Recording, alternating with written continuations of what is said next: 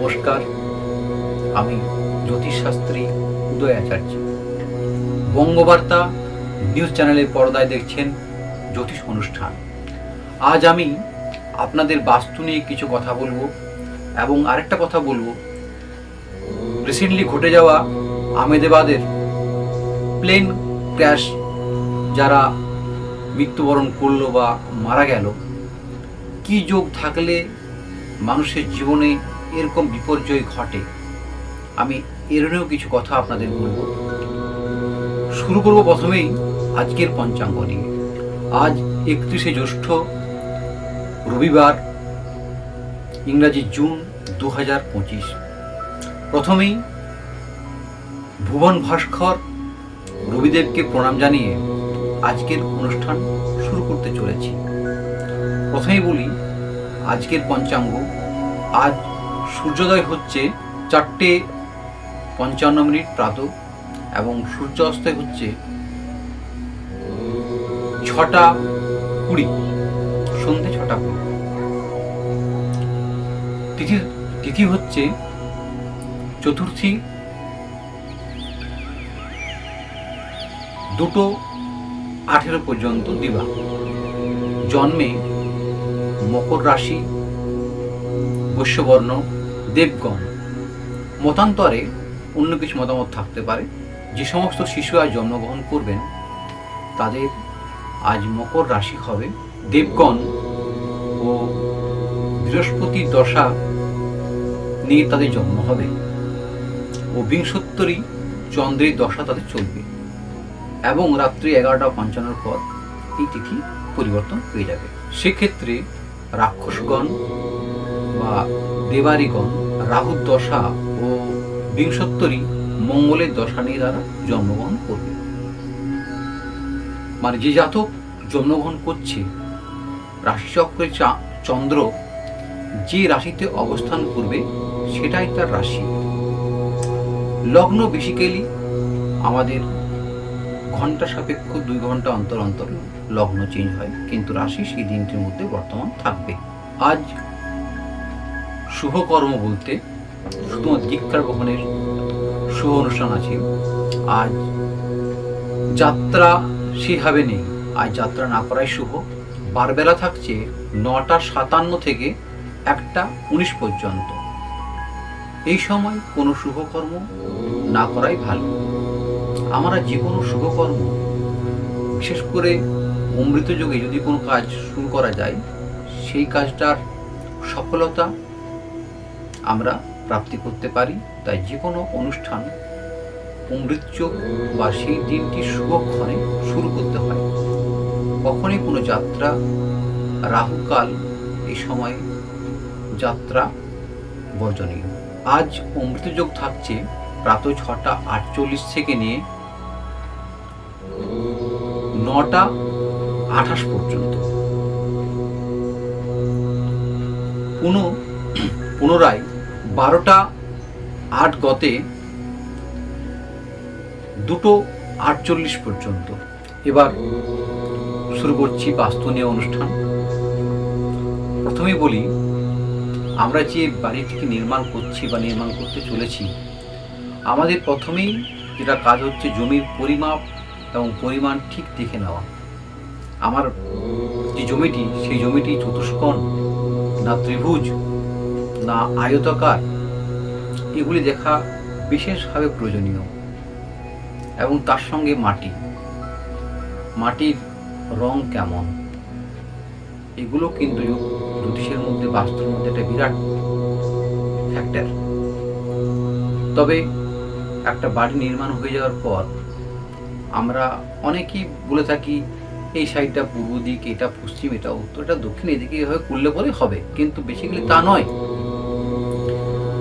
আমাদের প্রপারলি প্রথমেই বাস্তুর ক্ষেত্রে কোনটা বা কোন জায়গাটা মিডিল পড়ছে, সেই জায়গাটিকে আমাদেরকে প্রথমে নির্বাচন করতে হবে।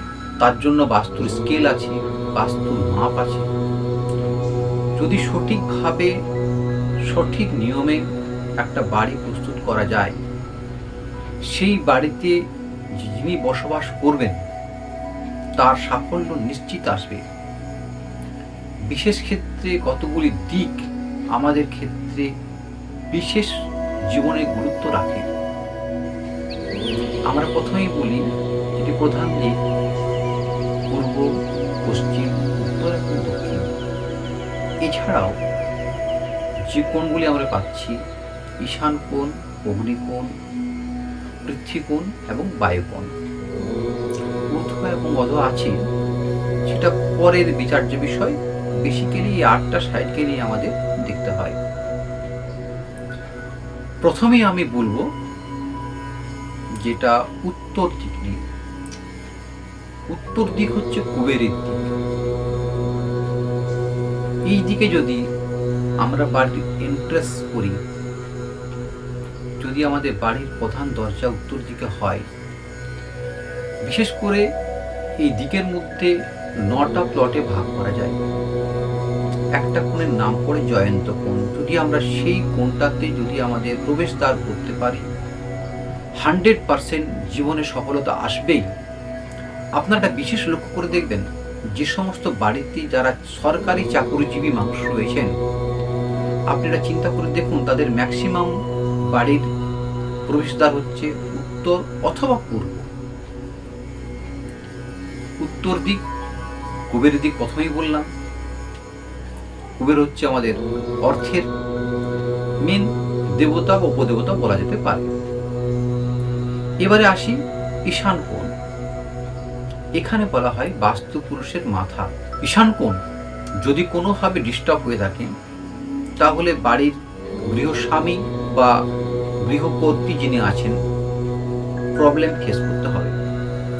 আমরা অনেক সময় এই বাস্তুর প্রবলেম চট করে আমরা ধরে উঠতে পারি না যে আমাদের প্রবলেমগুলো আসছে কোথা থেকে। বিশেষ করে দেখবেন যদি কোনো বাড়িতে কোনো দীর্ঘস্থায়ী রোগী রয়েছেন,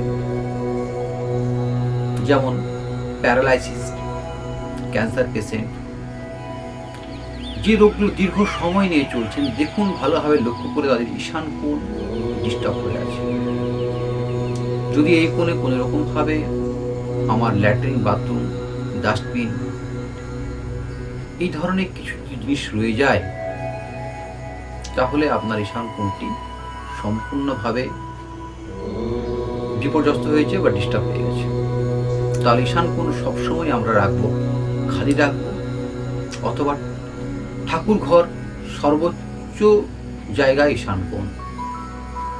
এবং এখানে যদি বাচ্চারা লেখাপড়া করে ঈশান কোণে, তাদের লেখাপড়া শক্তি বৃদ্ধি পাবে এবং তারা পরীক্ষাতে ভালোভাবে ফলাফল করবে। নতুবা ধরুন আপনার ঈশান কোণে ঠাকুর ঘর নেই, এরকম রুম রয়েছে, তাহলে এটি বাচ্চাদের ঘর অথবা যারা বয়োজ্যেষ্ঠ ব্যক্তি তাদের ঘর এখানে রাখা উচিত। সবসময় খেয়াল রাখবেন এই কোণে যাতে কোনো রকম ভাবেই নবদম্পতি রূপ না হয়ে থাকে। এরপর আসি পূর্ব দিক।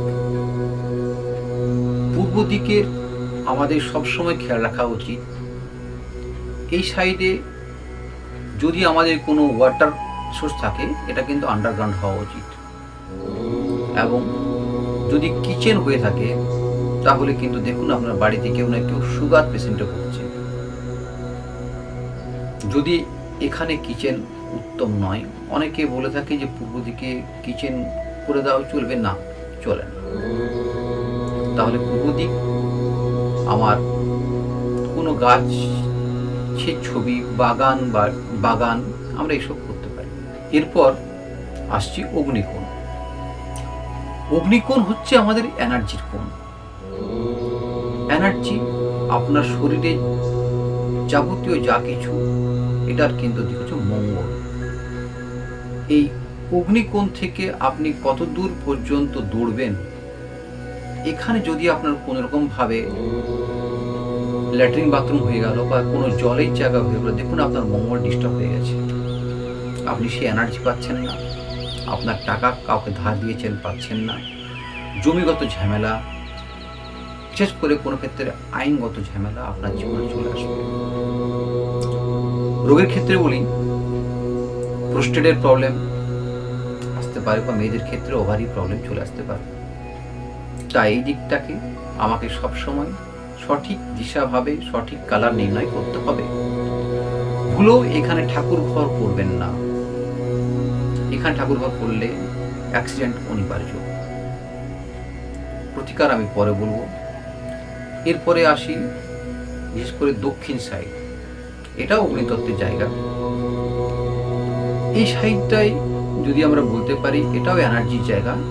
এখানে কিন্তু আমার কোনো রকম কোনো ওয়াটার সোর্স না থাকে, আমি এখানে আমার ইলেকট্রনিক্স যে সমস্ত জিনিসপত্র রয়েছে আমি এই জলে চিপ করতে পারি। যারা যে সমস্ত ব্যবসায়ী, বড় ব্যবসায়ী, তাদের এই সাইডে এন্ট্রি ভালো, খারাপ বলবো না। দক্ষিণ দিক এনার্জির সাইড, তাই এখানে আমার সবসময় চেষ্টা করবেন যাতে আমার অগ্নিতত্ত্বের কালার হওয়া দরকার। এরপর আসবো আমি দক্ষিণ এবং পশ্চিম কোণ, পৃথিবীকোণ হচ্ছে এই কোণে কখনোই যেন আপনার প্রবেশদ্বার না হয়ে থাকে। এই কোণ যদি আপনার প্রবেশদ্বার হয়ে যায়, আপনার কিন্তু অর্থ আপনার শেষ হয়ে যাবে, আপনি ধীরে ধীরে শেষ হয়ে যাবেন। তাই এই কোণটা তো আমার এন্ট্রি ভালো নয়, এবং পরবর্তী ক্ষেত্রে খেলে এখানে কোনো ওয়াটার সোর্স না হয় বা ওভার ট্যাঙ্ক না হয়, তাহলে কিন্তু হার্টের সমস্যা দেখা যেতে পারে। এবার আসবো আমি পরবর্তী ক্ষেত্রে পশ্চিম দিক। পশ্চিম দিক হচ্ছে আপনার ধৈর্য, প্যাশন, এগুলো ডিপেন্ড করে থাকে পশ্চিম কোণটায়। এই দেওয়ালের আমি ধূসর কালারে আনতে পারি। এই সাইডটায় আমার যে কোনো আইডেলকে আমি রাখতে পারি, এবং বিশেষ করে বলে থাকি এই দেওয়ালে, এই পশ্চিম সাইডের দেওয়ালে আপনার লকার থাকা খুব শুভ। যদি আপনার আলমারি পশ্চিম দেওয়ালে থাকে এবং তার মুখটাকে পূর্ব দিকে খুলে বেটার, কিন্তু সবসময় খেয়াল রাখবেন এইখানে আমাকে আলমারির লকার বা আলমারি হোয়াইট লকার হলে খুব ভালো হয়। এই জায়গাটায় বিশেষ করে আমি একটা ক্রস করছি, বিশেষ করে এই দক্ষিণ পশ্চিম কোণে কাপলস রুম, নবদম্পতির বেডরুম শুভ, কারণ এটা রাহুর জায়গা। পশ্চিম দিকের কালার সবসময় হোয়াইট রাখা দরকার, বিশেষ করে নর্থ, উত্তর এবং পশ্চিম। এই কোণে প্রবেশ করছি বায়ু কোণ। এই কোণে আপনি আপনার গেস্ট রুম করতে পারেন, কোনো অতিথি এলে তাকে আপনি থাকতে দিতে পারেন। এই কোণে কখনোই পূজা ঘর করবেন না। যদি আপনি পূজা ঘর করেন, আপনি এখানে অনেক সময় দিয়ে ফেলবেন এবং নিজেকে ভাবাগতভাবে করে তুলবেন। তাই এখানটায় আমি ঠাকুর ঘর করবো না।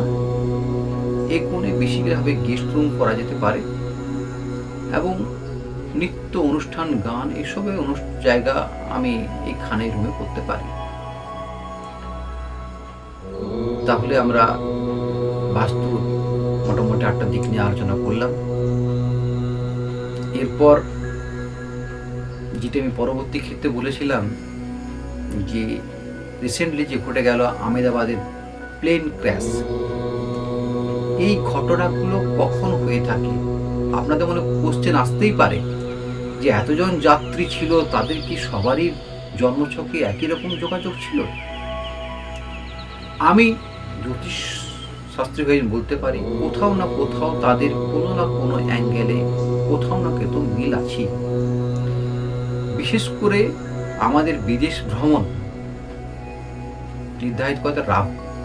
যদি আমাদের 3 এবং 12 নম্বর ঘর রাহু দ্বারা যুক্ত হয়, তাহলে সেই জাতকের রাহু দশায় বা তৃতীয় পতির দশায় বা দ্বাদশ পতির তার বিদেশ ভ্রমণ হয়ে থাকে। এবার আমার দেখতে হবে প্লেন সাধারণত বায়ু রাশির উপর, যদি বায়ু বা আকাশ মার্গে দিয়ে প্লেন যাতায়াত করে, সেক্ষেত্রে যদি আমার অষ্টম ভাব এবং দ্বাদশ ভাব, তৃতীয় ভাব যদি কোথাও কোনোভাবে বায়ু রাশিতে পড়ে থাকে এবং সেখানে প্লুটো অর্থাৎ রুদ্র, এটা সাধারণত আমরা কেপি অ্যাস্ট্রোলজিতে আমরা পাই, প্লুটোকে আমরা রুদ্র গ্রহ বলে থাকি, রুদ্র অবতার। এখানে যাই থাকবে সেটাই ধ্বংস হয়ে যায়। তাই রাশিচক্রে কোথাও না কোথাও যদি প্লুটোর অবস্থান থাকে তাহলে কিন্তু এই ধরনের ঘটনা ঘটতে পারে। নমস্কার।